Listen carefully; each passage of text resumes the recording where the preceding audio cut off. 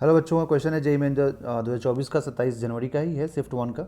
Rectangular loop of length, कोई अपने पास एक रेक्टेंगुलर लूप है जिसका हमें लेंथ दिया हुआ है 2.5 metre and width 2 metre is placed at 60 degree to a magnetic field of 4 tesla. मतलब मैग्नेटिक फील्ड और इस जो लूप का, ये जो रेक्टेंगुलर लूप है इसके बीच का एंगल है वो 60 डिग्री है।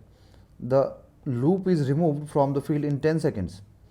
इस पूरे लूप को हम लोगों ने 10 सेकेंड अंदर मैग्नेटिक फील्ड से बाहर निकाल लिया। ठीक है, तो मैग्नेटिक फील्ड से बाहर निकालेंगे तो क्या होगा, फ्लक्स चेंज होगा, क्योंकि जब मैग्नेटिक फील्ड से लूप को बाहर निकाल लोगे आप लोग, मान लो यहाँ मैग्नेटिक फील्ड है और जब इस मैग्नेटिक फील्ड से आप लूप को बाहर निकालोगे तो फ्लक्स क्या हो जाएगा, जीरो हो जाएगा। ठीक है, क्योंकि मैग्नेटिक फील्ड रहा नहीं, तो यहाँ फ्लक्स चेंज होगा। जब फ्लक्स चेंज होता है बच्चों तो ईएमएफ जनरेट होता है। तो वही आपसे पूछा गया कि एवरेज ईएमएफ क्या होगा। तो ईएमएफ का फॉर्मूला क्या होता है बच्चों, minus delta phi upon delta T.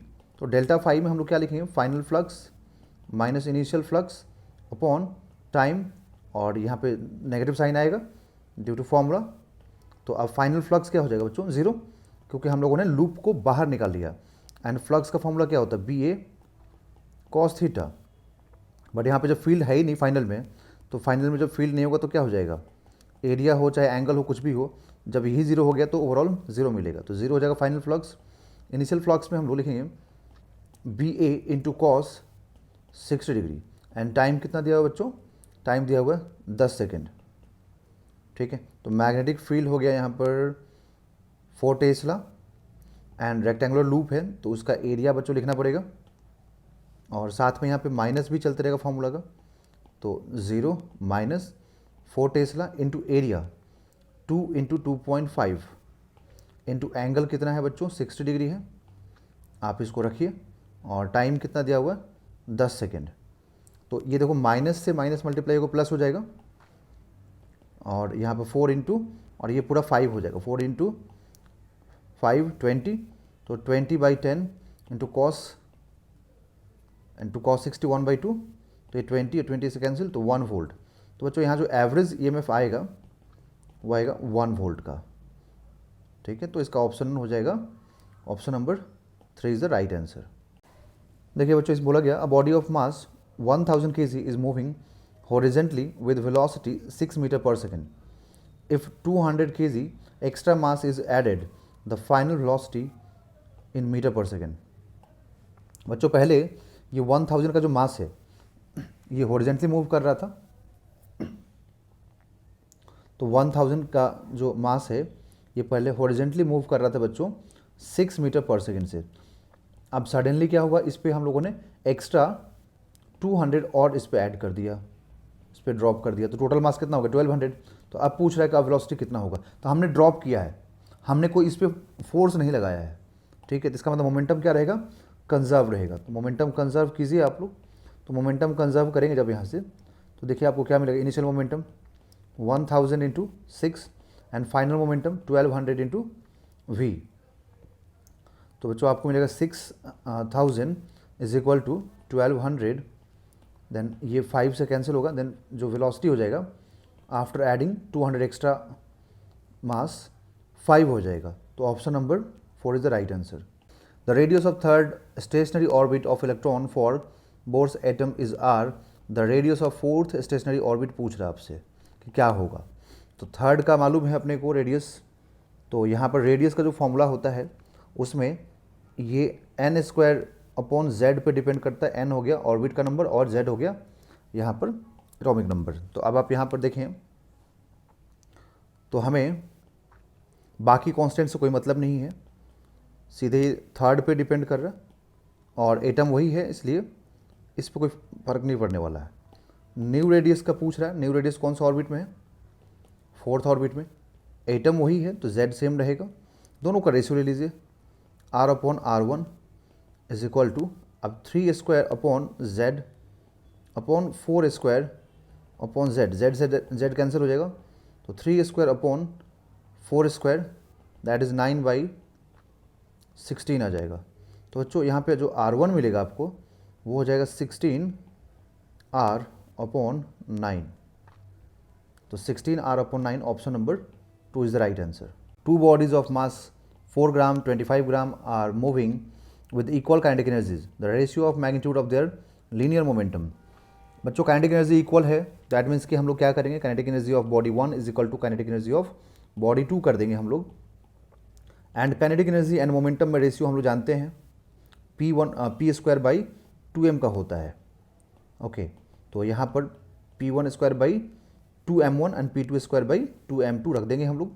Momentum का रेशियो पूछ रहा है, 2 से 2 कैंसिल हो जाएगा, तो P1 square upon P2 square is equal to हो जाएगा ये m1 बाई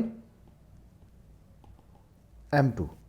सो P1 अपॉन P2 is equal to root over m1 upon m2 हो जाएगा. अब यहाँ से m1 m2 आप रख दीजिए, वैल्यूज़ 4 और 25 केजी में कन्वर्ट करने की ज़रूरत नहीं है क्योंकि रेशियो है, तो यूनिट कैंसिल हो जाएगा, 2/5 इसका आंसर हो जाएगा बच्चों. तो option number 3 is right answer. Given below are 2 statements. 2 statements बच्चों हम लोगों को दिया गया है ना, बोला गया given state below the are 2 statements. Statement 1 बोल रहा है बच्चों viscosity of gases is greater than liquids, है ना. तो कि विस्कोसिटी गैसेज में ज़्यादा होगा लिक्विड्स के कंपैरिजन में, तो ये रॉन्ग हो गया बच्चों. विस्कोसिटी जो है ना लिक्विड्स में ज़्यादा होता है ना. जिसमें ज़्यादा इंटरमोलिकुलर फोर्स होगा विस्कोसिटी उसी में ज़्यादा होगा, क्योंकि विस्कोसिटी इनवर्सली विस्कोसिटी जो होता है बच्चों directly proportional to intermolecular force होता है. Surface tension of liquid decreases due to the presence of insoluble impurities. नहीं बच्चों, इनसॉल्युबल डालने से यहाँ पे सरफेस टेंशन हाँ डिक्रीज़ करता है, क्योंकि जैसे आप डिटर्जेंट या ऐसा कुछ भी डालेंगे, ग्रीस डालेंगे, तो क्या होगा यहाँ पर कि जो सरफेस टेंशन है वो डिक्रीज़ होने लगता है ना, क्योंकि अब इजीली वहाँ पर मूवमेंट स्टार्ट हो जाता है. ठीक है, तो सरफेस टेंशन डिक्रीज़ वहाँ पे होने लगता है. तो इसका जो आंसर होगा वो स्टेटमेंट 1 फॉल्स होगा एंड 2 जो होगा वो करेक्ट होगा, है ना. तो बोथ 1 एंड 2 नहीं, both 1 and 1 is incorrect, 2 is correct. इसमें बच्चों बोला गया convex lens of focal length 40 centimetre forms an image of N extended source of light on a photoelectric cell. A current I is produced. The lens is replaced by another convex lens having same diameter but focal length 20 centimetre. तो अब बच्चे बोला गया कि जब हम दूसरा lens use करेंगे तब यहाँ पर जो नया करंट होगा वो कितना होगा. ठीक है, देखिए बच्चों क्वेश्चन दिखने में बहुत बड़ा लग रहा है बट यह है बहुत सिंपल सा. मान लीजिए अपने पास एक ऐसा सेल है, फोटो इलेक्ट्रिक सेल है, इस पे एक आपने लेंस के थ्रू यहाँ पर कॉन्वेक्स लेंस रख दिया आपने, और आपने बोला कि ठीक है इस कॉन्वेक्स लेंस के थ्रू लाइट इस पर गिरेगा. अब आपने क्या किया, कॉन्वेक्स लेंस को रिप्लेस किया, बट जो नया कॉन्वेक्स लेंस रखा आपने उसका डायमीटर सेम रखा है, पुराना जो लेंस था ना उसी के बराबर डायमीटर रखा है. एंड जो इंटेंसिटी होता है बच्चों, जो इंटेंसिटी होता है ये intensity directly proportional to aperture square होता है. एपर्चर का स्क्वायरिंग होता है एंड एपर्चर का मतलब होता है डायमीटर. एपर्चर का मतलब होता है बच्चों डायमीटर से. ठीक है, एंड हम लोग ये भी जानते हैं कि जो फोटो इलेक्ट्रिक करंट होता है, जो फोटो इलेक्ट्रिक करंट होता है बच्चों, ये directly proportional to number of photons होता है. एंड और ये जो इंटेंसिटी है इसके भी डायरेक्टली प्रोपोर्शनल होता है photo electric current. That means कि जो इंटेंसिटी होगा number of photons per depend करेगा. नंबर ऑफ फोटॉन्स पे कौन डिपेंड करेगा, फोटो इलेक्ट्रिक करंट. तो अगर देखिए यहाँ पर एक चीज़ कि इंटेंसिटी अगर चेंज नहीं हुआ क्योंकि डायमीटर सेम था, तो डायमीटर सेम तो इंटेंसिटी सेम तो नंबर ऑफ फोटॉन्स सेम, अगर नंबर ऑफ फोटॉन्स सेम तो photo electric current same. That means कि करंट भी यहाँ पर क्या होना चाहिए, सेम होना चाहिए. तो ऑप्शन नंबर 4 जो है वो राइट होना चाहिए. Identify the physical quantity that can not be measured using spherometer. बच्चों स्फेरोमीटर को यूज़ करके हम लोग रेडियस मेजर कर सकते हैं, थिकनेस मेजर कर सकते हैं, radius of curvature of convex surface measure कर सकते हैं, but specific rotation of liquids measure नहीं होता है. तो इसका राइट आंसर हो जाएगा बच्चों option number 2. 0.08 kg air is heated at constant volume. Constant volume पर बच्चों हीट कर रहा है through 5 degree Celsius. The specific heat of air at constant volume, यहाँ पे स्पेसिफिक हीट दिया हुआ कॉन्स्टेंट वॉल्यूम पे इज़ 0.17. यहाँ पे यूनिट पे फोकस कीजिए, किलो कैलोरी पर केजी है. ठीक है, और ये हमें जो दिया हुआ है इसका मतलब ये बोलना चाह रहा है कि 1 कैलोरी इज इक्वल टू आप 4.18 जूल पुट कर सकते हैं. मतलब आप कैलोरी को जूल में कैसे कन्वर्ट करेंगे इसके लिए दिया हुआ है. इंटरनल एनर्जी पूछ रहा है बच्चों आपसे, तो इंटरनल एनर्जी के लिए फॉर्मूला क्या लिखेंगे आप, मास के टर्म में, तो MSV मतलब स्पेसिफिक हीट दिया हुआ है कांस्टेंट वॉल्यूम पे इंटू डेल्टा टी। अब यहाँ पर हम लोग को मास दिया हुआ है 0.08 एंड स्पेसिफिक हीट है 0.17, बट ये किलो है एंड साथ में कैलोरी भी है। तो कैलोरी को आप जब जूल में कन्वर्ट करेंगे तो 4.18 से मल्टीप्लाई करना पड़ेगा इनटू टेम्परेचर जो डिफरेंस दिया हुआ है आपको 5 डिग्री दिया हुआ है, ठीक है। तो 5 डिग्री दिया हुआ तो आप यहाँ पे मल्टीप्लाई कीजिए, तो ये 0.8 कर दीजिए, क्योंकि इसका एक जीरो यहाँ मल्टीप्लाई कीजिए, 2 जीरो यहाँ मल्टीप्लाई कर दीजिए, और ये 17 हो जाएगा, और ये 4.18 इंटू 5 हो जाएगा। तो अब जब इसको आप कैलकुलेट करेंगे तो आपको ये पूरा मिलेगा 284.24 जूल, क्योंकि हम लोगों ने इसको कैलोरी से जूल में पहले ही कन्वर्ट कर लिया है, ठीक है। तो इतना जूल आएगा, बट इसको अप्रॉक्सीमेटली हम लोग क्या बोलेंगे, तो इसको अप्रॉक्सीमेट बोलेंगे हम लोग 284 जूल। तो option number 3 is the right answer. A wire of resistance R and length L is cut into 5 equal parts. If these parts are joined parallelly, then resultant resistance will be. Resultant बच्चों पूछ रहा है resistance का क्या होगा। देखिए अपने पास एक ऐसा वायर है जिसका कुछ लेंथ L है, रेजिस्टेंस R है, बोला गया इसको टोटल 5 पार्ट्स में आप कट कीजिए, ठीक है। तो 5 पार्ट्स में इसको जब हम कट करेंगे बच्चों, तो देखिए अब बोला गया कि अब इन ऑल 5 पार्ट्स को जो इक्वली हैं इनको आप पैरेलल में लगा दीजिए। तो देखो 5 पार्ट में कट करोगे तो लेंथ भी तो 1/5 हो जाएगा ना, सबका लेंथ भी 1/5 हो जाएगा। एंड रेजिस्टेंस क्या लिखते हैं हम लोग, रो इंटू L/A। अब अगर यहाँ पर लेंथ 1/5 हो जाएगा तो रेजिस्टेंस भी जो आएगा हर पार्ट का कितना होगा, R/5 R/5 R/5। ओके, तो हम लोग यहाँ पर सभी को पैरेलल में कनेक्ट कर देंगे बच्चों, और इन सभी का रेजिस्टेंस क्या है, R/5। ओके, सभी का रेजिस्टेंस भी R/5 है, और हमें अब निकालना है इन दो पॉइंट्स के बीच में इक्विवेलेंट। तो R/5 R/5 R/5 R/5 R/5। तो अगर अब यहाँ पे एक का रेजिस्टेंस मालूम हो गया है ना, और सभी का मालूम है R/5, तो हम लोग क्या करें, यहाँ पर सभी को आप ऐसे लिख दीजिए 1/R/5 मतलब 1/R1 plus 1/R2 that is R/5 plus 1/R3 that is R/5 plus R/5। तो अब यहाँ से हम लोगों को सब 5/R प्लस 5/R करके टोटल 5 हो जाएगा। तो सीधे आप यहाँ पे इंटू 5 कर दीजिए डायरेक्ट, तो आपको 5/R, ठीक। तो R equivalent is equal to, क्योंकि ये इस तरीके से है तो रेसिप्रोकल लेना पड़ेगा इसका, तो R/25 इसका बच्चों आंसर हम लोगों को मालूम होगा। Option number 1 is the right answer. Which of the following circuits is reverse biased. बच्चों जो भी ये ट्रायंगुलर आपको सेक्शन दिख रहा है ना, सिर्फ ट्रायंगुलर, जैसे ये जो ट्रायंगुलर पार्ट है ये सिर्फ P को रिप्रेजेंट करता है और ये N को रिप्रेजेंट करता है।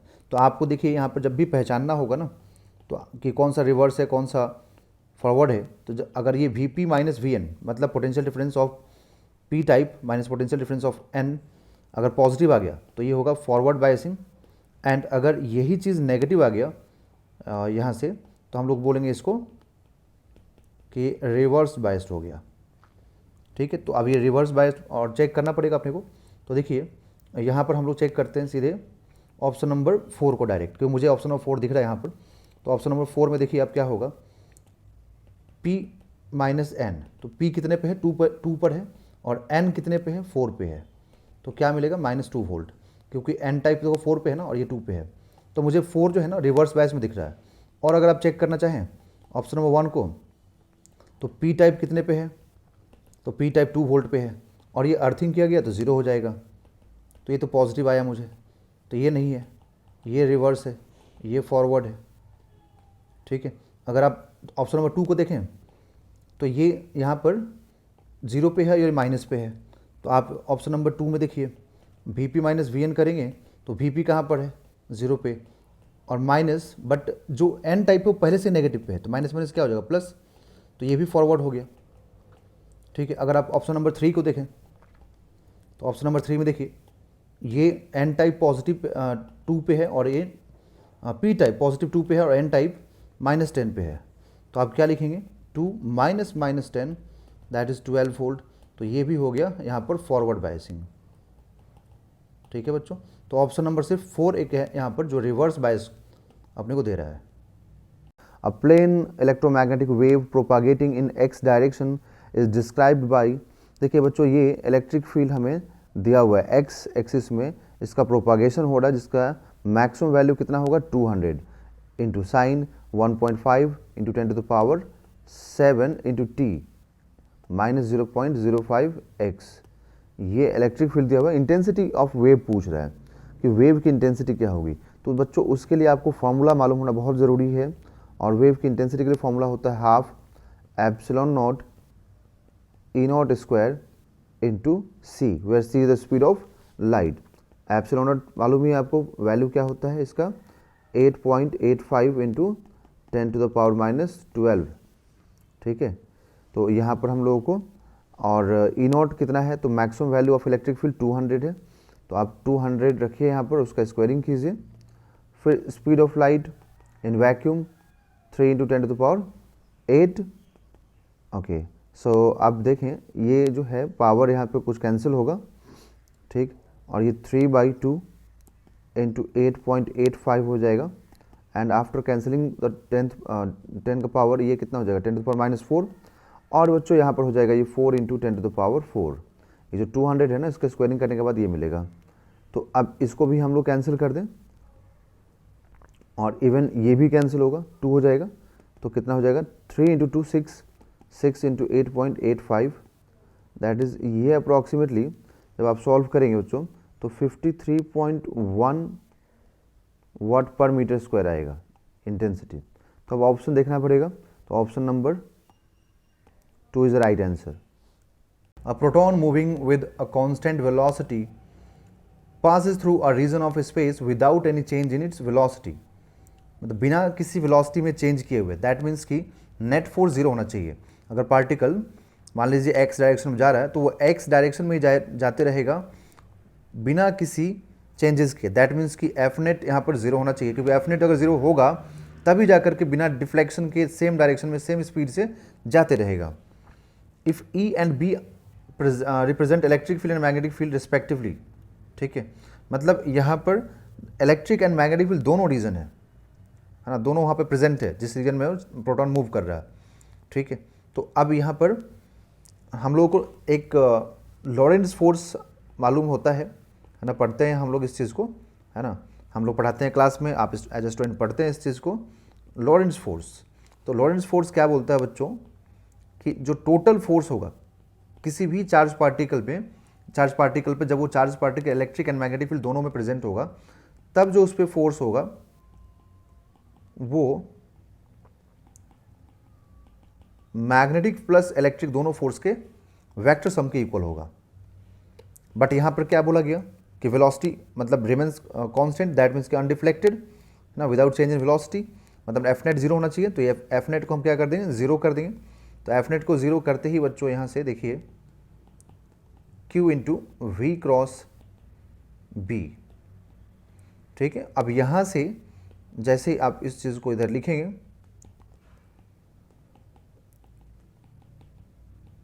ठीक है, तो ये कैंसिल होगा, माइनस जाएगा उधर मल्टीप्लाई होगा, तो E is equal to B cross V हो जाएगा माइनस मल्टीप्लाई होने के बाद।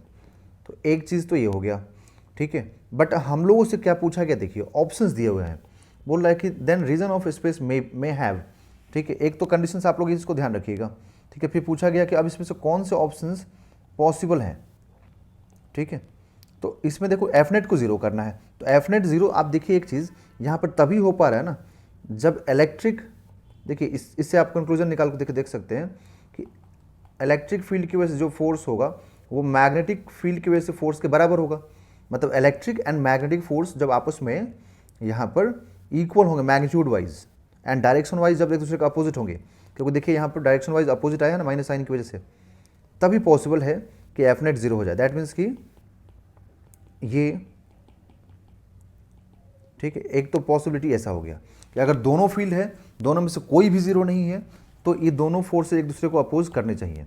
तो एक पॉसिबिलिटी ये हो गया कि भाई दोनों फील्ड प्रेजेंट हो सकते हैं और दोनों में से कोई भी एक दूसरे को, मतलब यहाँ पर दोनों एक दूसरे को अपोज करना चाहिए, दोनों फील्ड प्रेजेंट हैं, दोनों एक दूसरे को अपोज करना चाहिए। तो एक ऑप्शन नंबर डी हो गया। और देखते हैं पॉसिबिलिटी क्या होगा। अगर दोनों फील्ड जीरो हो जाए तब भी पॉसिबल है कि इलेक्ट्रिक फील्ड और मैग्नेटिक फील्ड दोनों जीरो हो गया तो चार्ज पार्टिकल हम सेम स्पीड से सेम डायरेक्शन मूव करते रहेगा। एक पॉसिबिलिटी ये वाला हो जाएगा।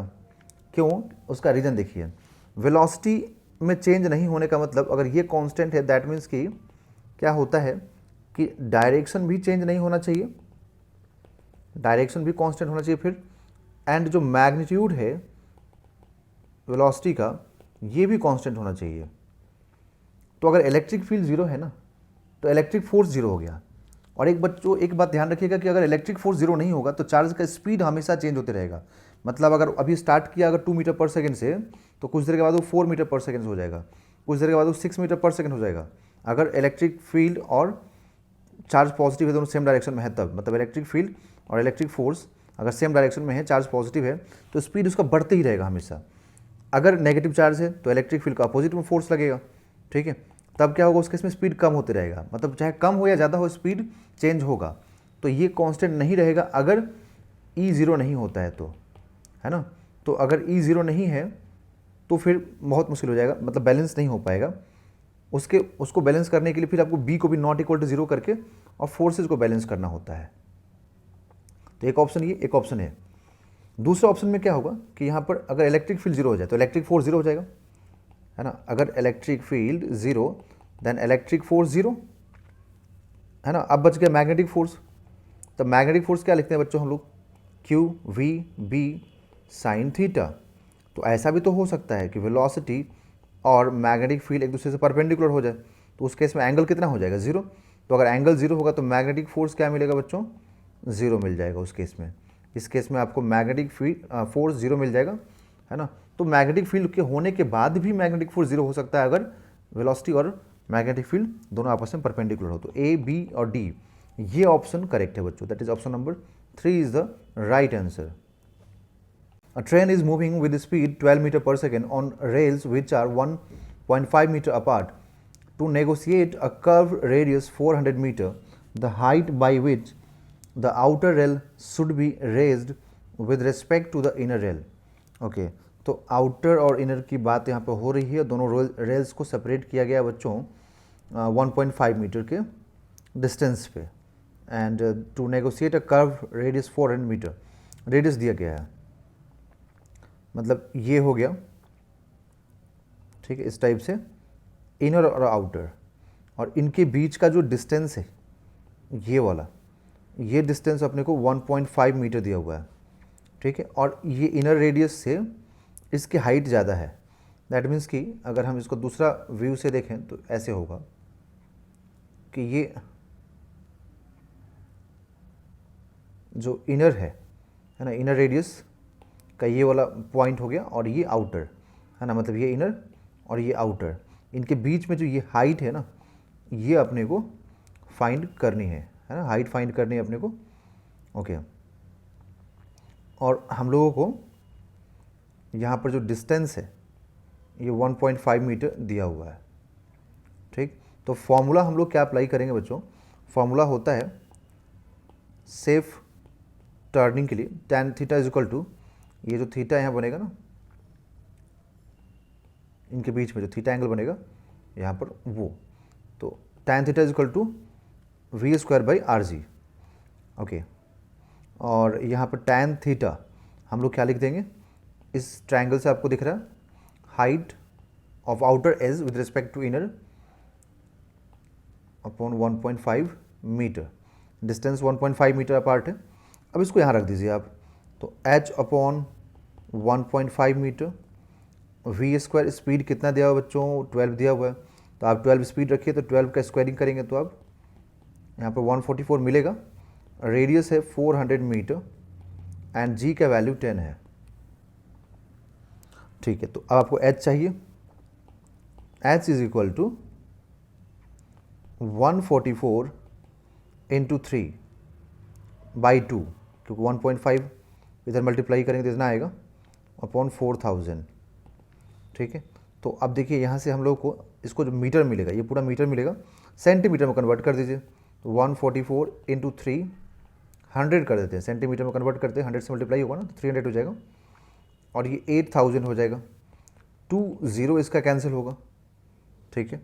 और उसके बाद आप जब इसको मल्टीप्लाई करेंगे तो 144 इंटू 3, तो 144 इंटू 3 देखिए ये 12 है ना, और 3 4 432, तो 432 डिवाइडेड बाई 80, तो 432 को अगर आप 80 से डिवाइड करेंगे तो अप्रॉक्सीमेटली 5.4 आएगा, क्योंकि आप देखिए तो इसको 5 से हम मल्टीप्लाई करें तो 400 के आसपास आएगा ना, और फिर 32 एक्स्ट्रा है तो 5.4 आएगा इसका आंसर बच्चों।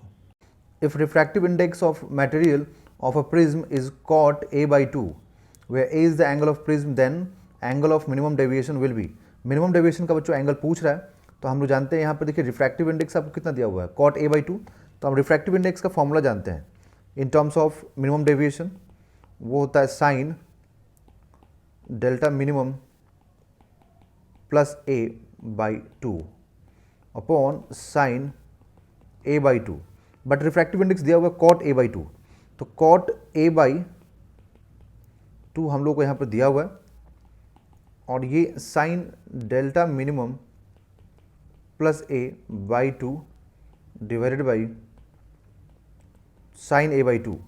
अब ये कॉट जो है ना, कॉट को आप cos a/2 upon sine a/2 के टर्म में लिखिए, तो आपको ये sign delta minimum plus a/2 upon sine a/2 हो जाएगा। साइन a/2 कैंसिल होगा बच्चों, तो फिर cos a/2 is equal to sine delta minimum plus a/2 हो जाएगा। अब ये दोनों आपस में इक्वल है, दैट मीन्स कि हमें क्या करना चाहिए, कॉस को साइन में कन्वर्ट कर देना चाहिए, और फिर दोनों को आपस में एंगल को इक्वल कर देना चाहिए। तो जब हम कॉस को साइन में कन्वर्ट करेंगे बच्चों, तो देखिए, और एक चीज़ हम और कर सकते हैं, पहले यहाँ पर और थोड़ा सिंप्लीफाई कि delta minimum by 2 plus a/2 कर सकते हैं, लिख सकते हैं इसको, ठीक है। अब इसको हम लोग साइन 90 माइनस a/2 लिख सकते हैं, कॉस a/2 को, कॉस a/2 को हम लोग ये लिखेंगे, तो साइन 90 माइनस थीटा कितना होता है, कॉस थीटा ही होता है ना। तो आप यहाँ पर इस चीज़ को लिख करके, और फिर एंगल, अगर दोनों साइन आपस में इक्वल है दैट मीन्स कि एंगल भी आपस में इक्वल होगा बच्चों। तो अगर एंगल आपस में इक्वल है दैट मीन्स कि 90 minus a/2, 90 minus a/2 is equal to delta minimum plus a/2। Page add करना होगा बच्चों, रुक जाइए 1 मिनट, हाँ। तो अब हम लोग यहाँ से क्या करेंगे, 90 माइनस a/2 है, उसका एलसीएम ले लेंगे, तो 180 minus a/2 is equal to del minimum plus a/2, 2 से 2 cancel, then delta minimum plus a is equal to 180 minus a, तो इधर से आप एक उठा के दूसरे साइड भेजिए तो माइनस हो जाएगा, तो delta minimum is equal to 180 minus 2a। तो ये यहाँ पर ऑप्शन करेक्ट होना चाहिए, option number 1 is the right answer. Position of an ant s in meters moving in yz plane is given by s is equal to 2 into t square into j cap plus 5k cap, where t is in second, the magnitude and direction of velocity of the ant at t is equal to 1 second। t is equal to 1 second पे पूछ रहा है बच्चों, हमें ant का position दिया हुआ है यहाँ पर 2 into t square j cap plus 5k cap। तो सबसे पहली बात कि पोजीशन को हमें डिफ्रेंशिएट करना पड़ेगा ये वेक्टर फॉर्म में, तो जैसे ही आप इसको डिफ्रेंशिएट करेंगे तो आपको मिलेगा यहाँ पर वेलोसिटी, तो यहाँ पर 2 और जो पावर t है, t यहाँ ये वेरिएबल है ना, तो पावर 2 यहाँ मल्टीप्लाई होगा, और ये 2 to the power -1 into J cap, 5k cap constant quantity है, 0 हो जाएगा बच्चों, तो मिलेगा 4t इंटू जे कैप, ये वेलोसिटी हो गया। बट पूछा कब है ये, तो t is equal to 1 second पे पूछा है, तो आप यहाँ पर t is equal to 1 second रख दीजिए, तो 4 into 1 into J cap, that is कितना मिलेगा बच्चों, 4 जे कैप मीटर पर सेकेंड, तो यहाँ पर ऑप्शन जो मिलेगा हम लोगों को 4 मीटर पर सेकंड का स्पीड होगा एंड जे कैप है that is positive Y direction में, तो positive Y direction that is option number 4 is the right answer. Given below are two statements. First statement है बच्चों Planck's constant and angular momentum have same dimensions. मतलब यहाँ पे जो Planck constant है और जो एंगुलर मोमेंटम है बोल रहा है कि इसका क्या सेम डायमेंशन होगा। ठीक है, तो चलो चेक कर लेते हैं स्टेटमेंट 1 करेक्ट है कि नहीं। तो देखिए प्लैंक कांस्टेंट को निकालने के लिए, उसका डायमेंशन निकालने के लिए सबसे अच्छा रहेगा कि आप lambda is equal to H by P का फॉर्मूला यूज़ कीजिए। H by P where P is the momentum, lambda is the wavelength. So यहाँ पर एच इज इक्वल टू क्या आएगा, पी लैम्डा आएगा। एंड जो पी है मोमेंटम उसका यूनिट क्या होता है, केजी मीटर पर सेकेंड, एंड लैम्डा क्या होता है, मीटर होता है। दैट मीन्स कि एच अगर आप लिखेंगे तो एच का डायमेंशन देखिए क्या मिलेगा, केजी मतलब एम, और ये मीटर स्क्वायर हो जाएगा, that is L to the power 2 और यहाँ टी टू द पावर -1। तो आपको ये पूरा एच का यहाँ पर डायमेंशन मालूम हो जाएगा बच्चों। अब अगर एच का डायमेंशन मालूम हो गया तो अब आप एंगुलर मोमेंटम का भी देखिए डायमेंशन क्या होगा। तो एंगुलर मोमेंटम, तो बच्चों एंगुलर मोमेंटम को हम लिखते हैं यहाँ पर एम वी आर, है ना। फॉर्मूला जो होता है एंगुलर मोमेंटम का क्या होता है, एम वी आर। एम मतलब मास, ठीक है, और ये होता है मीटर पर सेकेंड और ये मीटर। तो देखिए मीटर पर सेकेंड इंटू मीटर क्या मिलेगा बच्चों, मीटर स्क्वायर। तो मीटर स्क्वायर पर सेकेंड, तो इन दोनों का डायमेंशन मुझे सेम दिख रहा है, मतलब एच और एल दोनों सेम दिख रहा है, मतलब ऑप्शन ये स्टेटमेंट 1 करेक्ट होगा। अब सेकेंड स्टेटमेंट बोला है कि linear momentum end moment of force. Moment of force का बच्चों मतलब होता है यहाँ पर टॉर्क से, एंड टॉर्क का जो डायमेंशन होता है वो एनर्जी के डायमेंशन के बराबर होता है, क्योंकि जो टॉर्क का फॉर्मूला होता है वो होता है R F sine theta, but sine theta कोई डायमेंशन नहीं होता है। तो यहाँ पे टॉर्क का डायमेंशन देखेंगे आप, तो आपको लिखना होगा टॉर्क में सबसे पहले एल आर के लिए, है ना, आर जो डिस्टेंस मतलब है डिस्टेंस उसके लिए एल क्योंकि मीटर, एंड फोर्स का डायमेंशन होता है M L T to the power -2, क्योंकि फोर्स का यूनिट होता है केजी मीटर पर सेकेंड स्क्वायर। ठीक है, इसका यूनिट होता है केजी मीटर पर सेकेंड स्क्वायर और ये मीटर होता है। तो अब देखिए यहाँ से जो टॉर्क है उस टॉर्क का डायमेंशन आपको फाइनली क्या मिला, तो आपको फाइनल डायमेंशन मिलेगा M L to the power 2 T to the power -2। तो ये टॉर्क हो गया। अब यहाँ पर क्या दिया हुआ हम लोगों को, लीनियर मोमेंटम। तो बच्चों लीनियर मोमेंटम का जो फॉर्मूला होता है ना, और जो इसका यूनिट होता है अभी जस्ट अब मैंने लिखा था यहाँ पर केजी मीटर पर सेकेंड, केजी मीटर पर सेकेंड। तो इसका डायमेंशन निकालेंगे आप तो आपको मिलेगा केजी मतलब एम, मीटर मतलब एल, पर सेकेंड मतलब टी टू द पावर -1। तो आप देखिए टॉर्क में यहाँ पर 2 है, पावर 2 है, पावर -2 है, यहाँ पर 1 है, यहाँ पर -1 है, मतलब इन दोनों का डायमेंशन आपस में इक्वल नहीं हो सकता है, बट इन दोनों का डायमेंशन आपस में इक्वल है। दैट मीन्स का स्टेटमेंट 1 तो बच्चों करेक्ट हो गया, बट स्टेटमेंट 2 इनकरेक्ट हो गया। तो ऑप्शन नंबर 1 देखिए, statement 1 is true but statement 2 is false. That is right answer is option number 1। The average kinetic energy of a monoatomic molecule is 0.41 electron volt at temperature. पूछ रहा है किस temperature पे बच्चों ये 0.414 इलेक्ट्रॉन वोल्ट काइनेटिक एनर्जी होगा, है ना, वो भी एवरेज की बात हो रही है। तो देखिए बच्चों यहाँ पर हम लोग क्या करेंगे कि हम लोग लिखेंगे average kinetic energy of monoatomic is 3/2 kT, where K is the Boltzmann constant, and average kinetic energy जो भी दिया हुआ है आप उसको इस साइड में लिखें, और ये 3/2 बोल्ट्जमान कांस्टेंट इनटू टेम्परेचर। तो टेम्परेचर कितना है दिया हुआ है अपने को, टेम्परेचर है वही फाइंड करना है बच्चों। तो आप यहाँ से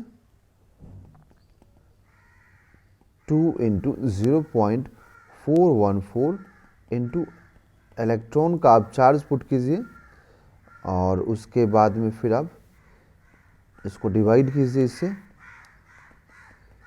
ओके, अब देखिए अब जब इनको पूरा कंप्लीट आप जब सॉल्व करेंगे, ठीक है, तो कंप्लीट सॉल्व करने के बाद इसको 0.414 और इसको 3.2 इंटू, और ये 10 टू द पावर 19 है ना, इसको हम लोग कैंसिल कर देंगे, और ये 3 से मल्टीप्लाई इधर करेंगे हम लोग, तो 4 1, ठीक है। तो 4 8 इंटू 2 इंटू 3 24, 4 हो जाएगा बच्चों यहाँ पर, और 2 तो 3 इंटू 3 9 और 2 11, और फिर इधर से 4.14 इंटू 10 टू द पावर -4। अब देखिए कुछ ये कैंसिल होता हुआ मुझे दिख रहा है बच्चों, ठीक है। तो मैं अब ऐसा करूं कि इसका एक ज़ीरो यहाँ मल्टीप्लाई कर दूं, ओके। या फिर हम ऐसा कर सकते हैं कि इसका एक ज़ीरो इसके साथ पॉइंट में कर दें, तो ये हो जाएगा 0.414 into 3.2 upon 0.414 into 10 to the power -3। तो ये कैंसिल हो गया। अब जो 10 टू द पावर -3 है बच्चों, इसको आप न्यूमरेटर में भेजिए, तो कितना हो जाएगा 3200 केल्विन। देखिए ऑप्शन नंबर कौन से मैच कर जाएगा, option number 2 is the right answer. An electric charge 10 to the power -6 microcoulomb is placed at origin of xy coordinate system. 2 points P and Q are situated at √3, √3 and √6, 0 meter respectively. The potential difference between P and Q. Points P और Q के बीच में potential difference बच्चों पूछा गया। तो देखिए इसमें हमें क्या करना है, पहले सबसे पहले कोऑर्डिनेट सिस्टम ड्रॉ करना है। तो ये ओरिजिन पे हम लोगों ने चार्ज को रख दिया, ठीक है। तो यहाँ पे मान लीजिए एक चार्ज Q रख दिया हम लोगों ने, जिसका वैल्यू हमें दिया हुआ है 10 to the power -6 microcoulomb, 10 to the power 6 coulomb. और एक पॉइंट बोला गया कि आप √6, 0 पर रखें, जो कि पॉइंट Q हो गया। एंड दूसरा पॉइंट बोला गया P, जो कि √3, √3 पर। तो पहले हमें पॉइंट P पर पोटेंशियल निकालना है, तो उसके लिए मुझे ये डिस्टेंस मान लीजिए R1 है, तो मुझे R1 निकालना होगा। तो R1 डिस्टेंस के लिए मैं क्या लिखूँगा, दोनों कोऑर्डिनेट एक्सिस मालूम है, तो √x² प्लस √y², ठीक है। इसका स्क्वायरिंग करेंगे तो √3 है दोनों, तो ये स्क्वायरिंग होने के बाद 3 + 3 6 मिल जाएगा, दैट इज √6। एंड R2 जो ये डिस्टेंस है ना पूरा दिया हुआ अपने को, ठीक है, क्योंकि इसमें y जो है 0 है, सिर्फ x कोऑर्डिनेट है, तो R2 हो जाएगा √6। तो अब आप देखिए R1 = R2 आ गया, R1 = R2 आ गया, इसको R मान लेते हैं। तो अगर हम लोग पोटेंशियल एट पॉइंट P निकालेंगे तो क्या लिखेंगे, KQ/R। And potential at point Q निकालेंगे तो KQ/R, क्योंकि डिस्टेंस सेम है, चार्ज सेम है दोनों के लिए। तो अब अगर दोनों पोटेंशियल डिफरेंस आप निकालोगे तो कोई भी वैल्यूज़ यहाँ पुट करने की ज़रूरत नहीं है आपको, क्योंकि दोनों के लिए चार्ज सेम, दोनों के लिए R सेम है। तो आप निकाल के देखिए यहाँ से आपको पोटेंशियल डिफरेंस 0 आ जाएगा, क्योंकि KQ/R minus KQ/R that is 0। तो इसका आंसर होगा बच्चों 0। इसका आंसर हो जाएगा option number 3, 0। The acceleration due to gravity on the surface of Earth is g if the diameter of Earth reduces to half of its original value and mass remains constant, then acceleration due to gravity on the surface of Earth would be। अगर हम मास को constant रखें and diameter को half कर देते, diameter half करने का मतलब होता है बच्चों रेडियस को भी आधा करना, okay. So acceleration due to gravity formula क्या होता है, Gm/r²। तो डायमीटर को हाफ करेंगे, दैट मीन्स कि आपको रेडियस को भी हाफ करना पड़ेगा। तो आप यहाँ पे इन्वर्स रिलेशन में है रेडियस, तो G/μ G', तो यहाँ पर क्या हो जाएगा R'²/r²। और R' कितना होगा, तो इनिशियल का आधा, ओके। तो ये हो जाएगा R²/4 अपॉन R²। तो R² से R² cancel, then G' will be 4G, मतलब जो नया G होगा बच्चों ये 4 टाइम्स ऑफ इनिशियल हो जाएगा। Option number 4 is the right answer. A wire of length 10 centimeter and radius √7 into 10 to the power -4 meter connected across the right gap of a meter bridge। Metre bridge बच्चों Wheatstone bridge पे based होता है, जिसमें हम लोग resistance find करने के लिए यूज़ करते हैं। When a resistance of 4.5 ohm is connected in left gap, okay. तो वायर को बच्चों हम लोगों ने लगाया है राइट गैप में, एंड जो रेजिस्टेंस दिया हुआ है यहाँ पर उसको हम लोग लेफ्ट गैप में लगा दिए हैं। By using a resistance box the balance length is found at 60 centimetre from left and if the resistivity of the wire is बोला गया वायर जो है ना, यहाँ पे जो वायर यूज़ कर रहे हैं हम लोग, इसका रेजिस्टिविटी हमें दिया हुआ है, तो पूछ रहा है कि इस रेजिस्टिविटी में आर क्या होगा। ओके, सबसे पहले डायग्राम देखिए आप लोग,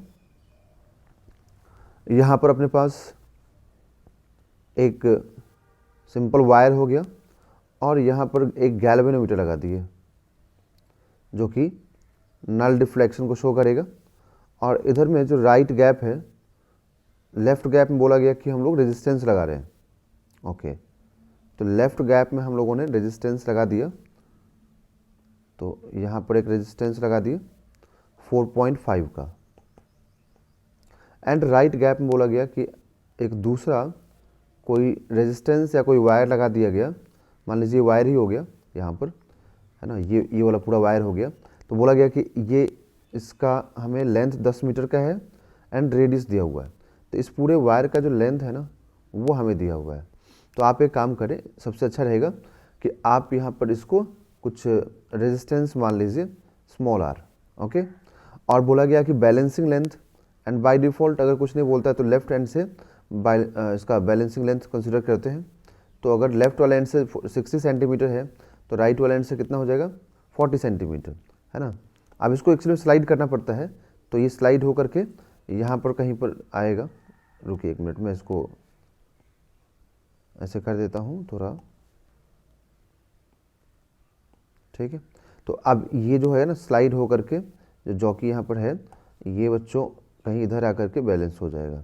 ओके, तो ये व्हीटस्टोन ब्रिज पे बेस्ड होता है, मतलब अगर इसमें करंट 0 होगा गैल्वेनोमीटर में, दैट मीन्स कि इसका रेजिस्टेंस का रेशियो और इसका रेशियो आपस में इक्वल होगा, ठीक है।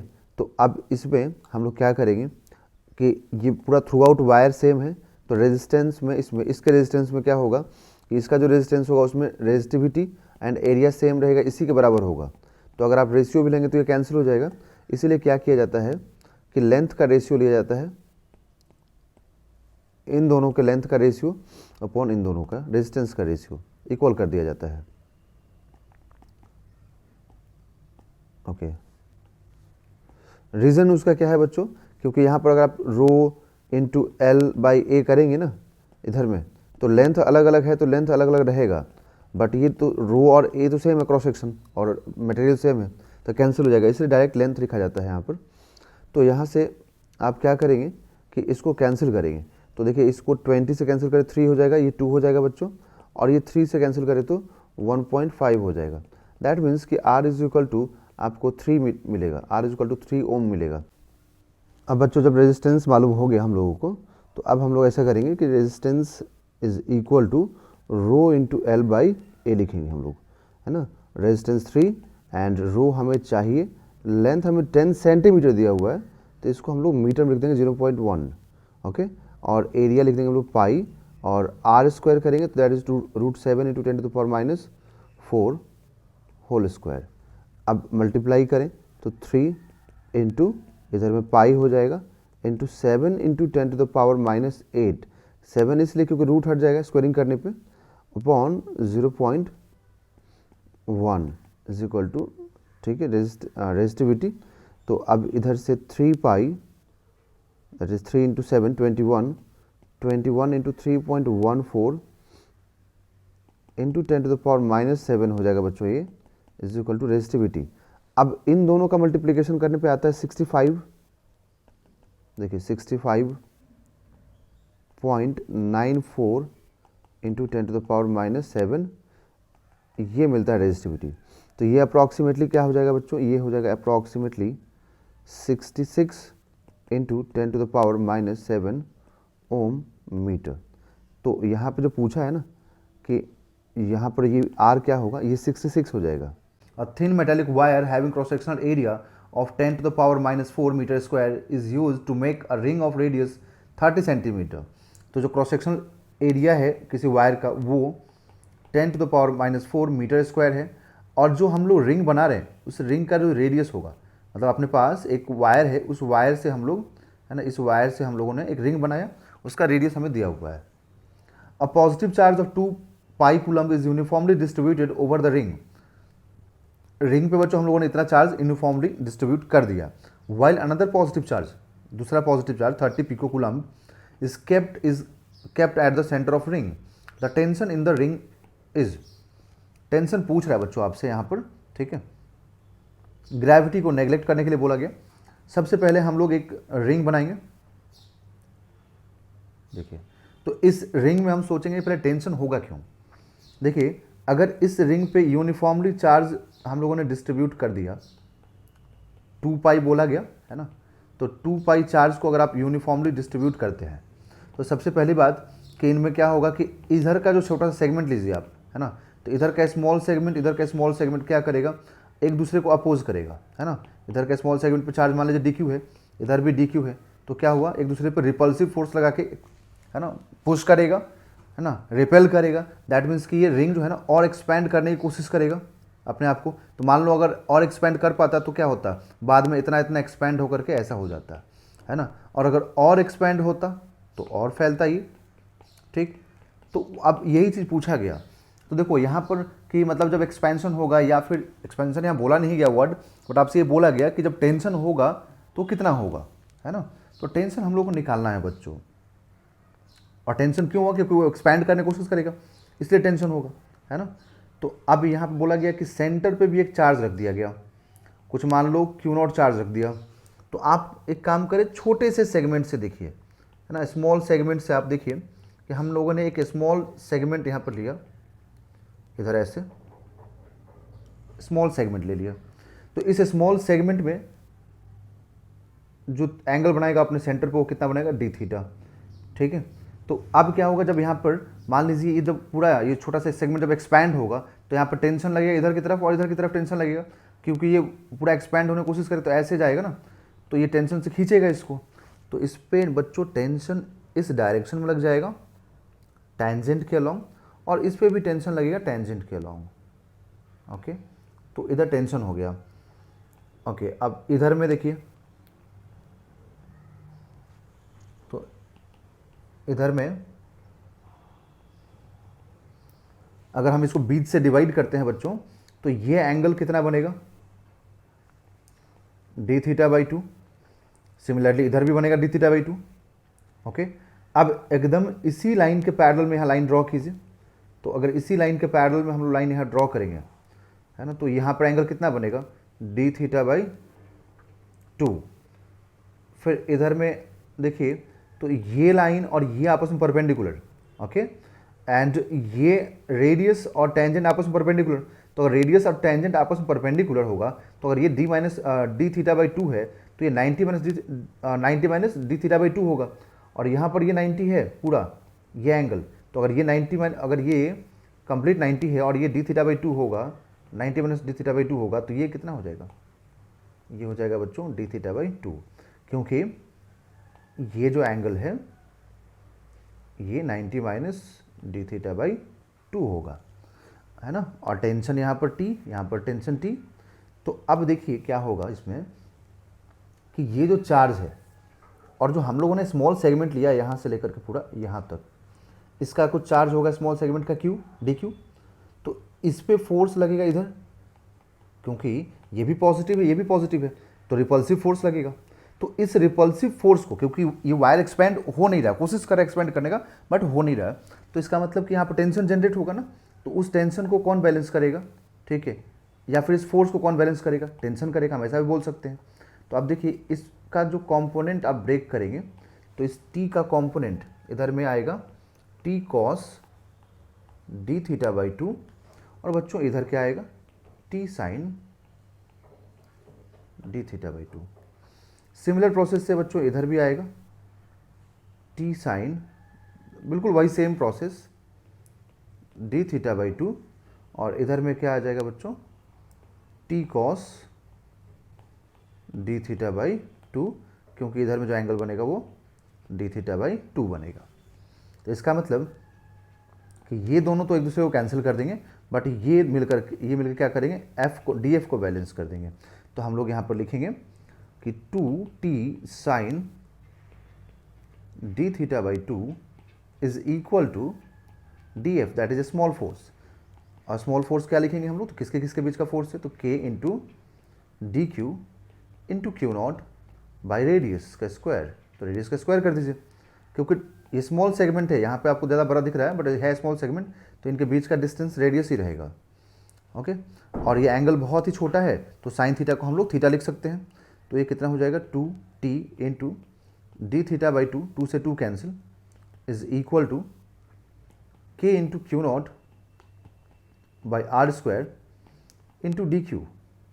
तो यहाँ से हम लोगों को देखिए क्या मिलेगा, t into D theta is equal to K Q not by are square into D Q. अब हम लोग को डी क्यू नहीं मालूम है बच्चों, तो हमें डी क्यू निकालना पड़ेगा।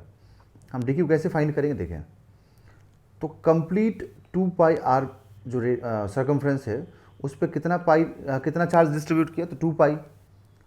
तो यूनिट में कितना हो जाएगा, यूनिट जो डिस्टेंस लेंथ है उसका आर्क का, उसमें कितना हो जाएगा, तो 1 बाई आर हो गया, इतना कूलम। तो फिर तो बच्चों 2 पाई आर अगर इसमें है ना, पूरे सर्कमफ्रेंस पे अगर चार्ज 2 पाई है तो यूनिट में निकाल लिया हम लोगों ने 2 पाई अपॉन 2 पाई आर करके, है ना। तो ये कितना हुआ 1 बाई आर हो गया। तो अब इतने से देखो, अब ये 2 पाई आर पूरा लेंथ था ना, तो ये छोटे से सेगमेंट डीएल में कितना होगा ये भी देखना पड़ेगा। तो छोटे से सेगमेंट डीएल में अगर हम लोग निकालेंगे बच्चों, तो यहाँ पर क्या लिखेंगे कि डीएल में जो होगा वो 1 बाई आर इंटू डीएल होगा, और ये क्या हो गया डी क्यू। बट अब डीएल कितना है ये नहीं मालूम है, तो हम लोग जानते हैं कि एंगल इज इक्वल टू क्या लिखते हैं हम लोग, आर्क अपॉन रेडियस। आर्क क्या है, डीएल है, रेडियस आर है, तो यहाँ से डीएल निकालेंगे तो कितना मिलेगा, डीएल इज इक्वल टू आएगा आर डी थीटा।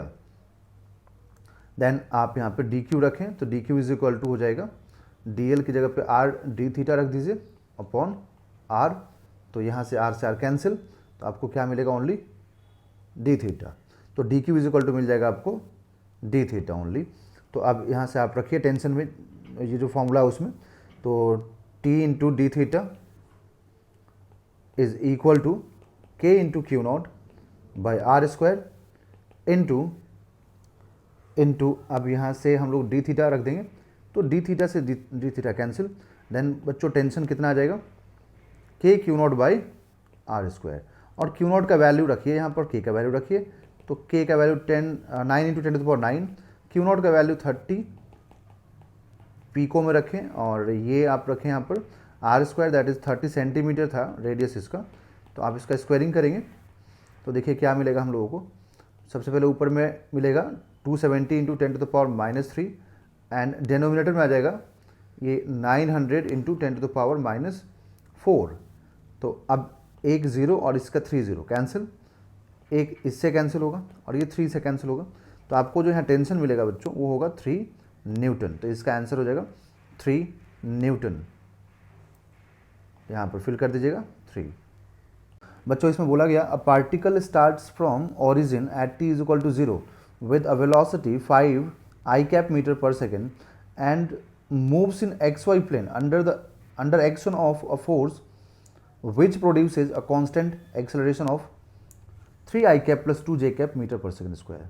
मतलब कोई पार्टिकल है जो ओरिजिन से स्टार्ट होगा t इज इक्वल टू 0 पे, ठीक है। मतलब ओरिजिन बोलने का मतलब हुआ x इज इक्वल टू 0 होना और y is equal to 0, z is equal to 0 होना हुआ, with a velocity 5 I cap, मतलब उसकी इनिशियल वेलोसिटी किधर है, तो x एक्सिस में है बच्चों, and moves in XY plane, मतलब स्टार्ट कर रहा है वो x एक्सिस में जाना, ठीक है। मतलब स्टार्ट इधर किया बट फाइनली कहाँ चला गया, y में, मतलब XY दोनों में, ठीक है। Under the action of force which produces, अब यहाँ पे कोई फोर्स है जो दोनों XY दोनों में उसका स्पीड चेंज कर रहा है। तो आप बोल रहा है कि if x coordinate of the particle at that instant is 84 metre, मान लो पार्टिकल यहाँ आ गया, तो पार्टिकल का जो ये x है वो बोला कि 84 है और ये y अपने को नहीं मालूम है। Then the speed of the particle at this time is root alpha, मतलब इस टाइम पे जो पार्टिकल की स्पीड होगी ये आपसे पूछी जा रही है कि कितनी स्पीड होगी, ठीक है। तो देखिए हम लोग क्या करेंगे कि पहले हम लोग XY दोनों को सॉल्व करते चलेंगे साथ में, ठीक है। तो यहाँ पर देखिए x में और y में, तो x एक्सिस में इनिशियल वेलोसिटी है इसके पास, इनिशियल वेलोसिटी कितनी है बच्चों, तो इनिशियल वेलोसिटी है 5 मीटर पर सेकेंड। एक्सेलरेशन है x एक्सिस में, कितना एक्सेलरेशन है, तो यहाँ से जो आई का वाला पार्ट है वो x का है, दैट इज़ 3 मीटर पर सेकेंड स्क्वायर। एक्स एक्सिस में इसने डिस्टेंस ट्रैवल किया कितना, 84 मीटर। तो ये सब सारी चीज़ हम लोग को मालूम है ना। तो हम लोग क्या करें यहाँ पर कि एक्स एक्सिस में हम लोग कुछ टाइम के बाद कुछ डिस्टेंस 84 कवर करने के बाद कितना इसका वेलोसिटी होगा एक्स एक्सिस के अलोंग, ये चीज़ हम लोग फाइंड करेंगे यहाँ पर। तो इनिशियल वेलोसिटी मालूम है 5 का स्क्वायर दैट इज़ 25 हो जाएगा, एक्सेलरेशन मालूम है 3 है, ये 84 है। तो जब इसको आप सॉल्व करेंगे यहाँ से तो वी एक्स इक्वल टू √529 आएगा, जो कि 23 मीटर पर सेकेंड हो जाएगा। तो आफ्टर टाइम टी, मतलब स्टार्ट होने के कुछ टाइम के बाद इसके जो एक्स कंपोनेंट होगा वेलोसिटी का वो 23 आ गया। अगर हम लोग वाई भी फाइंड कर ले बच्चों, है ना, तो वाई फाइंड करने के बाद हम यहाँ पे लिख सकते हैं कि यहाँ जो वेलोसिटी होगा, ठीक है, वो √vx square plus vy square होगा, बट उसके लिए हमें vy चाहिए होगा, है ना। तो vy निकालने के लिए हमें क्या चाहिए देखिए, तो vy निकालने के लिए हमें लिखना पड़ेगा या तो ये इक्वेशन या फिर स्क्वायरिंग का इक्वेशन लिखना पड़ेगा, है ना। तो हमें एस वाई नहीं मालूम है, ओके, और यू आई मालूम है कि 0 होगा क्योंकि इनिशियली वाई में स्टार्ट नहीं हुआ है। तो हम लोग ऐसा करते हैं कि टाइम निकाल लेते हैं, इसको छोड़ देते हैं एस वाई को, हम टाइम निकाल लेते हैं। क्यों? क्योंकि जितने टाइम में इसने ये स्पीड गेन किया है या जितने टाइम में ये डिस्टेंस कवर किया है उतना ही टाइम में कुछ वी वाई भी गेन करेगा वो, क्योंकि इनिशियल तो 0 है ना वी वाई उसके पास, ई वाई, तो ई वाई इनिशियल 0 है एंड ए वाई हमें दिया हुआ देखिए कितना, तो ए वाई यहाँ पे है 2, तो आप यहाँ पे 2 लिख दीजिए, तो ये 2 मीटर पर सेकेंड स्क्वायर। तो हम लोग टाइम निकाल लेते हैं इधर, क्योंकि जितना टाइम में ये गेन करेगा एक्स एक्सिस में इतना स्पीड, उतना ही टाइम में उधर भी पहुंचेगा। तो फाइनल 23 है और इनिशियल 5 सब्ट्रैक्ट कर देंगे हम लोग। एक्सेलरेशन इसका कितना है, 3 है, ठीक है, और टाइम तो यहाँ से देखिए 18/3 करेंगे आप, तो टाइम आ जाएगा यहाँ से t = 6 सेकेंड्स। दैट इज़ कि पार्टिकल ने एक्स एक्सिस में आफ्टर 6 सेकेंड इतना स्पीड गेन किया है या इतना डिस्टेंस ट्रैवल किया है, तो उतना ही टाइम में देख लीजिए कि आप वाई एक्सिस में कितना गेन करेगा स्पीड। तो वी वाई = यू आई, तो यू वाई कितना है, ठीक है, एक मिनट, ये फॉर्मूला में यहाँ पर गलत हो गया था। तो यू वाई कितना है बच्चों यहाँ पर, तो यू वाई अपने पास है 0 और ए वाई कितना है 2 है और टाइम कितना है 6 है। तो यहाँ से आप लिखेंगे 12 मीटर पर सेकेंड। तो हम लोग को V Y and V X दोनों मालूम हो गया बच्चों। तो हम लोग अब यहाँ से नेट वेलोसिटी निकालेंगे, तो लिखेंगे √vx square plus V Y square, है ना। तो आप देखो vx स्क्वायर तो मालूम है कितना है 529, और जो वी वाई स्क्वायर करेंगे तो 12 का स्क्वायर 144 होता है, तो प्लस आप 144 कर दीजिए। तो 144 करने के बाद देखिए आपको क्या मिलेगा, v √6 500 और 100, 600 तो होगा ही, इसको ऐड करना है तो ये हो जाएगा 673, तो 673 मीटर पर सेकेंड।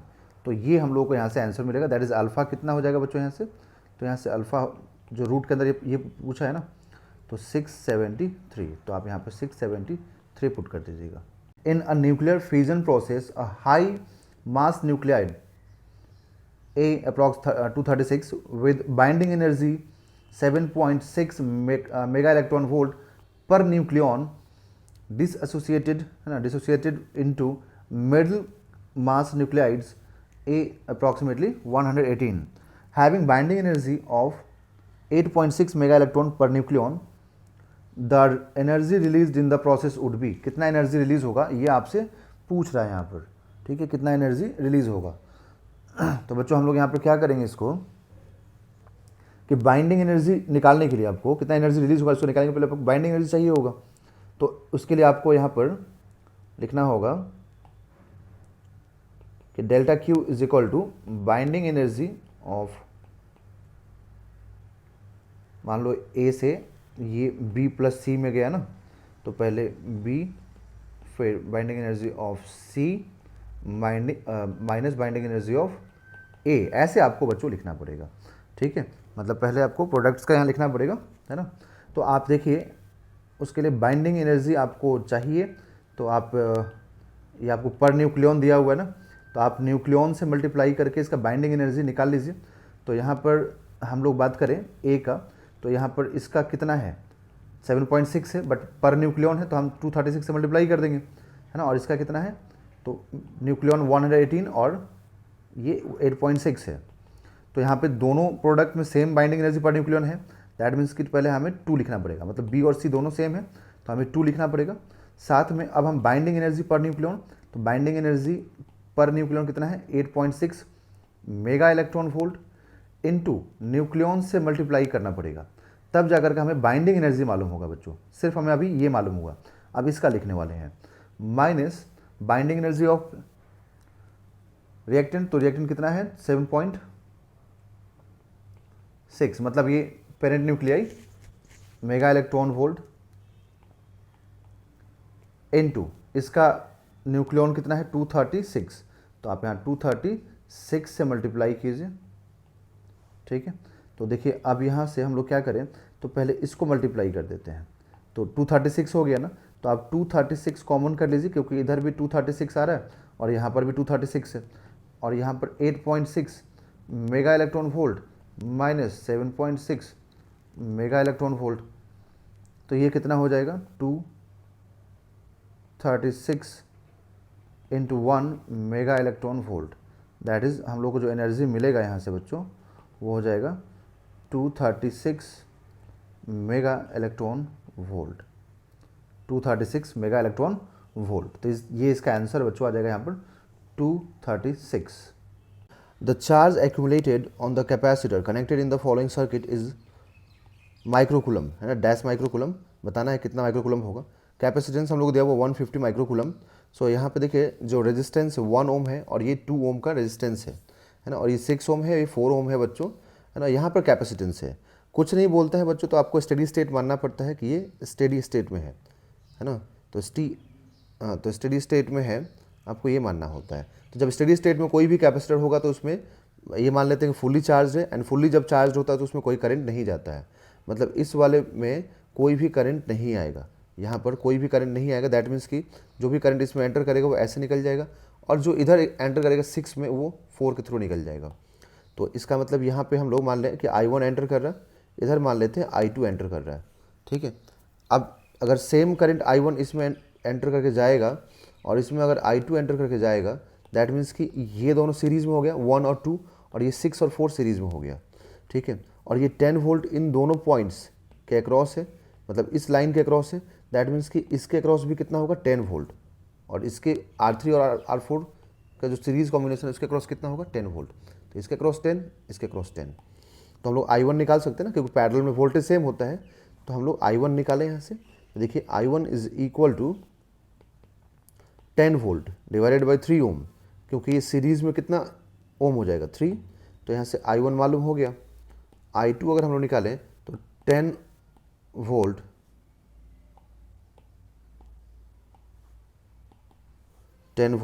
डिवाइडेड बाई 10 ओम हो जाएगा यहाँ पर, क्योंकि इधर में देखिए ये 10, तो अब आपको कितना मिलेगा 1 एम्पियर का करंट मिलेगा। अब आप KVL लगा दीजिए, क्योंकि जब तक आप इसके क्रॉस पोटेंशियल डिफरेंस नहीं निकालेंगे AB के क्रॉस, तब तक आप यहाँ पे चार्ज नहीं निकाल सकते हैं। तो आप क्या करें, यहाँ से यहाँ तक KVL लगा दीजिए, A से B तक KVL लगा दीजिए, तो आपको चार्ज यहाँ का मालूम हो जाएगा। तो A से B का KVL लगाएंगे हम लोग, तो देखिए हम करंट के जब अपोजिट में जाते हैं बच्चों, है ना, तो आप वहाँ पर पॉजिटिव लिखना पड़ता है, क्योंकि देखिए करंट हमेशा कहाँ जाता है, हाई से लो की तरफ फ्लो होता है। दैट मीन्स कि करंट ने डिसाइड कर दिया कि ये टर्मिनल क्या होगा, पॉजिटिव होगा, और उसने डिसाइड किया कि ये टर्मिनल नेगेटिव होगा, क्योंकि करंट इधर जा रहा है। और हम लोग कहाँ जा रहे हैं, उल्टा मेजरमेंट करने जा रहे हैं ना, क्योंकि हम लोग KVL ऐसे जा रहे हैं, है ना। तो हम लोग कहाँ जाएंगे, लो से हाई, दैट मीन्स कि हम लोग यहाँ पर पोटेंशियल गेन कर रहे हैं। तो हम लिखेंगे VA plus IR, that is 10 into I1 into R1 ओम, क्योंकि यहाँ पर 1 ओम है। फिर जब इधर जाएंगे हम लोग, तो अब हम लोग तो करंट के डायरेक्शन में जा रहे हैं ना, क्योंकि यहाँ पर हम पॉजिटिव से नेगेटिव की तरफ जा रहे हैं। तो हम लोग इस बार लिखेंगे -1 एम्पियर, क्योंकि उसमें I2 जो है 1 एम्पियर है एंड 6 ओम है, minus VB is equal to 0, देन VA minus VB is equal to 6, दूसरे साइड में जाके पॉजिटिव हो जाएगा, और 10/3 दूसरे साइड में जाके नेगेटिव हो जाएगा। तो ये 18 माइनस 10/3 आएगा, दैट इज़ 8/3 वोल्ट हो जाएगा।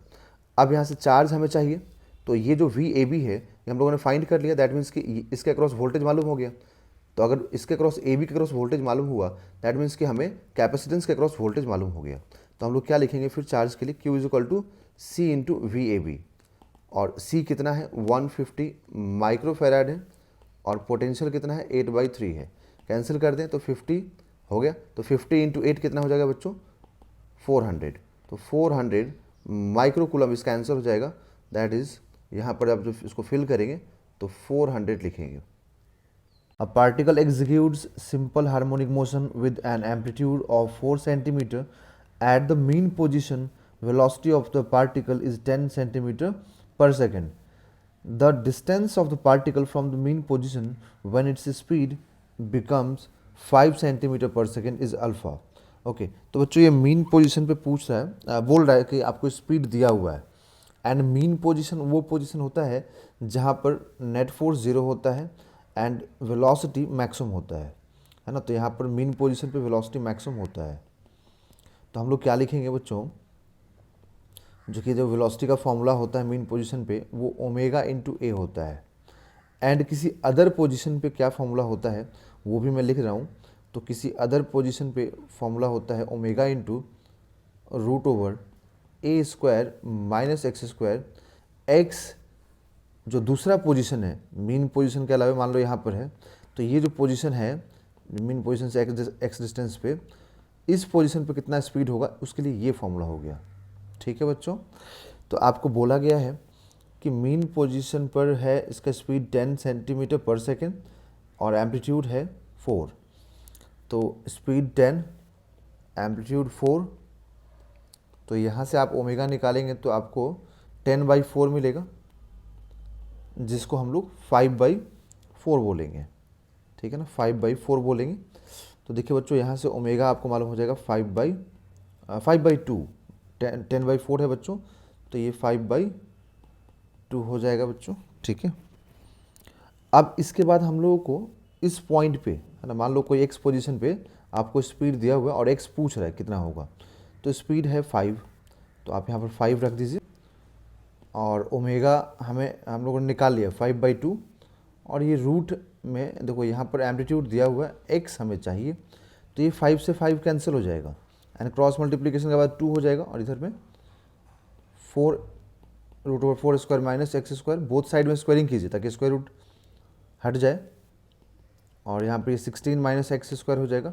हमें एक्स से मतलब है तो हम एक्स स्क्वायर को दूसरे साइड करेंगे और 16 माइनस 4 कर देंगे। तो बच्चों यहाँ से जो एक्स स्क्वायर होगा वो आपको 12 मिलेगा, that is x is equal to root over 12, तो x is equal to root over 12 centimetre. तो यहाँ पर आपसे पूछा गया है कि अल्फ़ा कितना सेंटीमीटर होगा, तो आपको अल्फ़ा कितना मिल जाएगा 12। To immiscible liquids of refractive indices 8/5 and 3/2 respectively are put in a beaker as shown in the figure. The height of each column is 6 centimeter, मतलब जो डेप्थ दिया हुआ इसका 6 सेंटीमीटर है, and coin is placed eight the bottom of the beaker. दोनों जो liquid है ना बच्चों, दोनों का देखो सेम हाइट दिया हुआ लिक्विड का 6 सेंटीमीटर एंड 6 सेंटीमीटर। ठीक है, यहाँ पर बोला गया कॉइन रख दिया गया।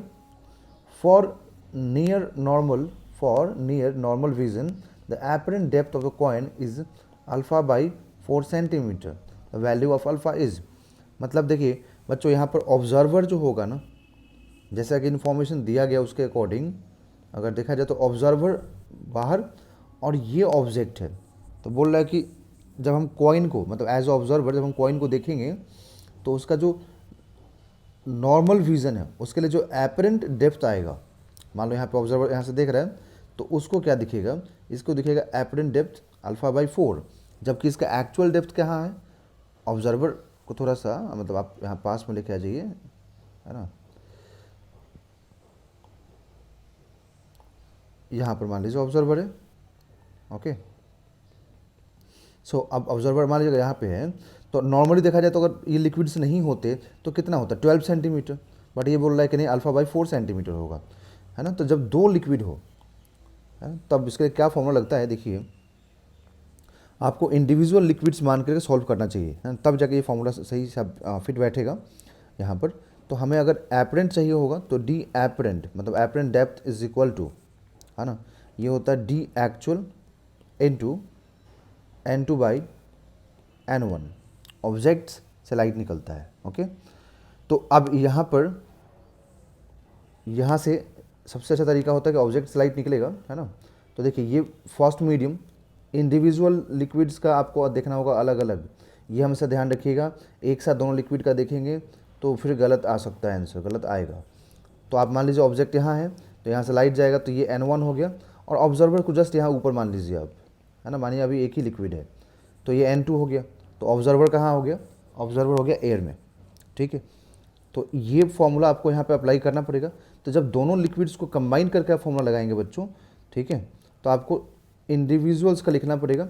अब मान लो अगर यहाँ पे एयर है सेकंड मीडियम, तो आपको क्या मिलेगा, D actual upon N, N1 को आप n मान लीजिए, जो फर्स्ट मीडियम है इसको आप n मान लीजिए, ठीक है। तो आप दोनों के लिए इंडिविजुअल लिखिए कि डी एक्चुअल 1 अपॉन N1, ठीक है, प्लस डी एक्चुअल 2 मतलब सेकेंड लिक्विड का अपॉन N2, है ना। ये मैंने जनरल फॉर्मूला लिखा था। ओके, अब आप दोनों को दो बार यहाँ पर लिख करके ऐड कर दीजिए, तो आपको फाइनल रिजल्ट मिलेगा। तो 6 है एक्चुअल, दोनों के लिए 6 है एक्चुअल, तो आप लिख दीजिए। पहले वाले में रिफ्रैक्टिव इंडेक्स 8/5 है, आप लिखिए 8/5। दूसरे वाले में 3/2 है, 3/2, तो आप लिख दीजिए। तो 6 × 5 मल्टीप्लाई होगा अपॉन 8 प्लस 6 × 2 अपॉन 3, तो ये 2, तो 2 और 2 4, और इससे हम लोग सॉल्व करें तो यहाँ से हो जाएगा 3 4, 15/4 प्लस 4, एलसीएम ले लीजिए।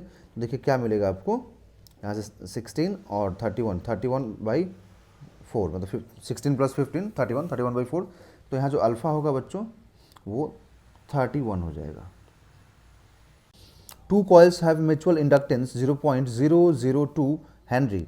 The current changes in the first coil according to the relation I = I0 sin omega t, where I0 जो मैक्सिमम करंट होता है एम्पलीट्यूड दिया हुआ 5 एम्पियर एंड ओमेगा दिया हुआ 50 पाई रेडियन पर सेकेंड। तो maximum value of EMF in the second coil is, है ना, सेकेंड कॉयल में जो मैक्सिमम EMF दिया हुआ है वो है π/α। यहाँ से आपको अल्फ़ा फाइंड करना है, यहाँ पर आपको अल्फ़ा फाइंड करना है। ओके, तो EMF का जो फॉर्मूला होता है म्यूचुअल इंडक्शन में, ओके, ये होता है -m × di/dt। तो पहले आपको di/dt चाहिए, तो आप di/dt फाइंड कीजिए। ओके, तो यहाँ पर di/dt इज इक्वल टू, है ना, क्योंकि I हम लोगों को दिया हुआ I0 साइन ओमेगा टी। तो आप जब इसको इंटीग्रेट करेंगे तो देखिए I0 और साथ में ओमेगा आएगा बच्चों, एंड साइन का जो होता है डिफ्रेंसिएशन ये कॉस होता है, तो कॉस ओमेगा टी। ओके, अब आपको m दिया हुआ है, m कितना दिया हुआ 0.02, ठीक है। तो आप सारी वैल्यूज़ को यहाँ पर पुट कीजिए। तो I0 5 है, ओमेगा का वैल्यू 50, तो आप रखें 50 यहाँ पर, पाई इंटू कॉस, ठीक है, और इंटू m का वैल्यू रखिए 0.002 एंड कॉस 50 पाई t। अब बच्चों यहाँ पर माइनस साइन तो आएगा ही क्योंकि ये माइनस है यहाँ पर, बट आपसे पूछा है कि कॉस का मैक्सिमम वैल्यू बताइए इसका EMF का, है ना। तो EMF का आपको मैक्सिमम वैल्यू बच्चों बताना है। तो EMF का मैक्सिमम वैल्यू तभी हो सकता है जब कॉस यहाँ पर क्या हो, कॉस यहाँ पर नेगेटिव हो। कॉस क्या हो बच्चों, नेगेटिव हो, है ना, क्योंकि कॉस अगर नेगेटिव होगा तभी जाकर के ये मैक्सिमम हो सकता है ना। तो कितना हो जाएगा 250, देखिए 250 पाई नेगेटिव में इंटू 0.002 इंटू इसको माइनस रख दीजिए, उससे क्या होगा माइनस माइनस प्लस हो जाएगा बच्चों, ठीक है। अगर इनकेस आप यहाँ पर क्या करते हैं बच्चों, अगर चाहते हैं कि सिर्फ इसका मैक्सिमम वैल्यू 1 रखें हम लोग, तो फिर आप इसको यहाँ पे मैग्नीट्यूड लीजिए, है ना, या फिर अगर आप सिर्फ मैग्नीट्यूड लेते हैं, इस माइनस को नहीं लेते हैं बच्चों, ठीक है, तब आपको यहाँ पर क्या रखना है 1 रखना है। बट अगर आप यहाँ पर माइनस साइन लेते हैं दैट मीन्स कि आपको यहाँ पर नेगेटिव रखना पड़ेगा ताकि नेगेटिव नेगेटिव पॉजिटिव हो जाए। तो अब यहाँ पर आप मल्टीप्लाई करेंगे, है ना, तो देखिए ये 500 इंटू पाई इंटू 0.001। ओके, तो बच्चों यहाँ से आपको जो मैक्सिमम वैल्यू मिलेगा और ये माइनस से ये हट जाएगा तो आपको मिल जाएगा यहाँ से 0.5 pi, that is 5 pi by 10, then maximum value of EMF will be 5 by pi by 2। तो यहाँ से अल्फ़ा जो आपको मालूम होगा बच्चों वो 2 हो जाएगा। इसमें बच्चों बोला गया 4 particles each of mass 1 kg are placed at 4 corners of a square of side 2 meter. Moment of inertia of the system about an axis perpendicular to its plane and passing through one of its vertex। देखिए बच्चों यहाँ पर एक square frame पहले बनाते हैं हम लोग। बोला गया इस स्क्वायर फ्रेम के चारों वर्टेक्स पे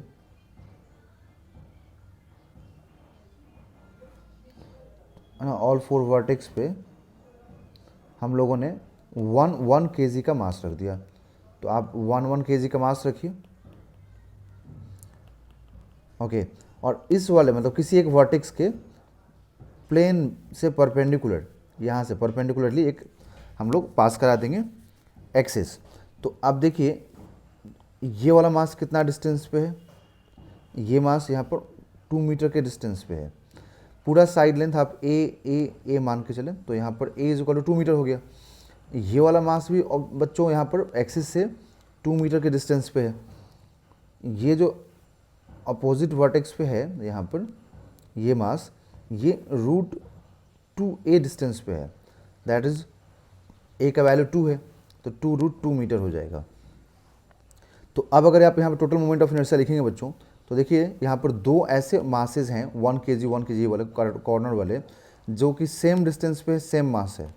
तो आप क्या लिख देंगे इनका mr² + mr² या फिर ma² + ma², 2ma² प्लस एक डायगोनली अपोजिट है एक्सिस के तो यहाँ पर है तो आप लिख देंगे m × √2a²।